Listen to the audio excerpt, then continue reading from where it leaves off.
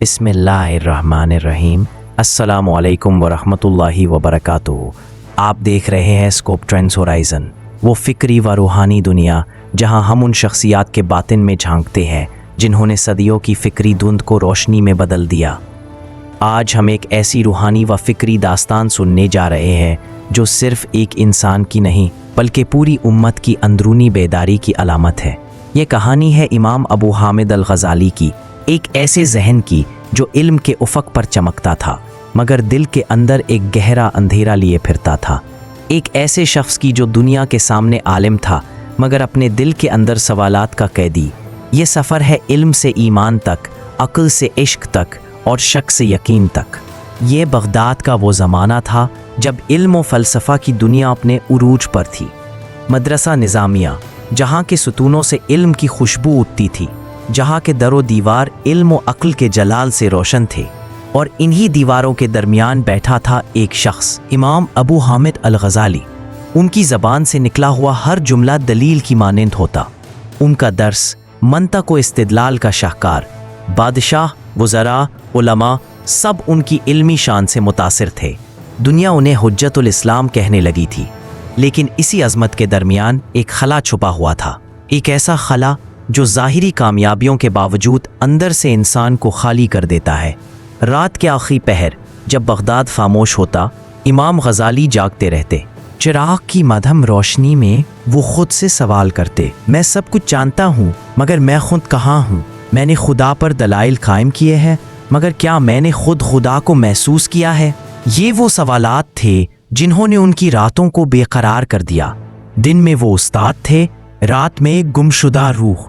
دن میں مناظرے جیتتے، رات میں خود سے ہار جاتے۔ یہ وہ لمحہ تھا جب علم کی چمک مدھم ہونے لگی اور روح کی پیاس بڑھنے لگی۔ امام غزالی نے فلسفہ پڑھا، منطق پڑھی، علم الکلام میں مہارت حاصل کی۔ وہ ہر سوال کا منطقی جواب دے سکتے تھے مگر ان کے اپنے دل کے سوال کا کوئی جواب نہ تھا۔ میں خدا کو جانتا ہوں مگر کیا میں خدا سے ملا ہوں؟ یہ وہ لمحہ تھا جہاں علم و عقل کی بنیادیں ہلنے لگی۔ شک ان کے اندر ایک بیدار روح کی طرح جاگنے لگا۔ یہ شک انکار کا نہیں، تلاش کا شک تھا، ایسا شک جو انسان کو ٹوٹنے نہیں، جڑنے پر مجبور کرتا ہے۔ وہ لکھتے ہیں، میں نے ہر دلیل کو تول لیا مگر یقین کی روشنی کہیں نہ ملی۔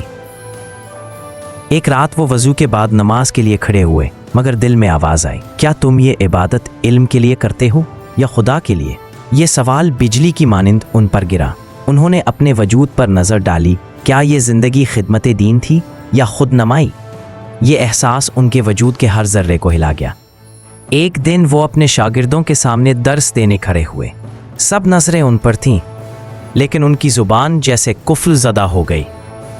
الفاظ نہیں نکل رہے تھے، زبان خشک، دل لرزتا ہوا اور آنکھوں سے بے اختیار آنسو بہنے لگے۔ انہوں نے ہاتھ اٹھائے اور آسمان کی طرف دیکھا۔ ان کے دل سے صدا اٹھی، یا اللہ، میں نے تیرے علم کو سمجھا مگر تجھے کھو دیا۔ اسی لمحے ان کی زبان بند ہو گئی مگر دل بولنے لگا۔ یہ ان کی سکوت مقدس کا آغاز تھا، ایک ایسی خاموشی جس میں انسان خود کو سنتا ہے۔ وہ کہتے ہیں، اللہ نے میری زبان کو خاموش کیا تاکہ میرا دل تلاوت کرے۔ چند دن بعد وہ بغداد چھوڑ گئے، نہ شاگردوں کو بتایا نہ شاگردوں نے سمجھا۔ وہ علم کے تخت سے اتر کر فخر کی راہ پر چل پڑے۔ شہر کی گلیاں، مسجد کے مینار سب پیچھے رہ گئے، بس ایک دل تھا جو اب خدا کی تلاش میں نکل چکا تھا۔ دمشق، وہ شہر جہاں صدیوں کی روحانیت بسی تھی۔ وہ جامع اموی کے گوشے میں جا بیٹھے، دن رات ذکر، مراقبہ، گریہ۔ وہ اپنے اندر کے شور کو خاموش کر رہے تھے تاکہ باطن کی زبان کھل سکے۔ کئی مہینے گزر گئے، وہ روز خود کو ٹٹولتے، کبھی سوال کرتے، کبھی توبہ کرتے، کبھی گریہ میں ڈوب جاتے۔ پھر ایک رات جب دمشق کی فضاؤں میں بارش کی مہک تھی، انہوں نے دعا کی، اے رب، میں نے عقل کے ہر دروازے پر دستک دی، اب تیری محبت کا دروازہ کھول دے۔ اس رات انہوں نے پہلی بار یقین کو محسوس کیا، نہ دلیل کی صورت میں بلکہ نور کی مانند جو سینے سے پھوٹتا ہے اور روح کو سکون دے جاتا ہے۔ اس کے بعد وہ حجاز گئے۔ مکہ میں طواف کے دوران ان کی آنکھوں سے آنسو بہہ رہے تھے۔ انہوں نے دیکھا کہ دل کا یقین الفاظ سے ماورا ہے۔ مدینہ میں بیٹھ کر उन्होंने नबी के रोज़े पर कहा, या रसूल अल्लाह, मैंने किताबों में खुदा को तलाश किया मगर अब मैंने उसे दिल में पाया है। ये वो लम्हा था जब इमाम गजाली दोबारा पैदा हुए, एक नई रूह के साथ, एक नई बसीरत के साथ। जब वो वापस लौटे तो दुनिया ने उन्हें पहचाना नहीं। अब वो इमाम फ़लसफ़ा नहीं, इमाम हकीकत थे। उन्होंने गोशा नशीनी इख्तियार की और अपनी ज़िंदगी के बाकी साल तसनीफ़ में गुजारे। उन्होंने लिखी वो किताब जिसने दीन को नया सांस दिया, इहया उलूमुद्दीन, एक ऐसी तसनीफ़ जो इल्म को इबादत और इबादत को मारिफत से जोड़ती है।